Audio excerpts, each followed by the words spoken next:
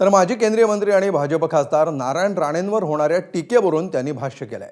काही जण कोंबडीवाले उल्लेख करतात, पण भ्रष्टाचार करण्यापेक्षा व्यवसाय करणं चांगलं असं राणेंनी म्हटलंय।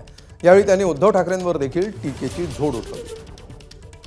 कोंबडीवाला म्हणून काही लोक उल्लेख करतात ना, ते करप्शन करण्यापेक्षा धंदा केलेला बरा बरं ना।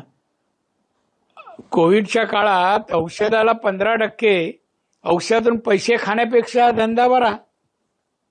जे खातात तुम्हाला माहिती आहे, अगदी मातोश्री बसून नाव आहे त्या लिस्टमध्ये, यांची इन्क्वायरी चालू आहे। 82ला मी चिकनचा व्यवसाय मुंबईत सुरू केला। 82 त्यावेळेला दुकान चांगलं पॉश दुकान व्यवस्थित, त्यावेळेला मला 64,000 रुपये नेट यायचे खर्च जाऊन।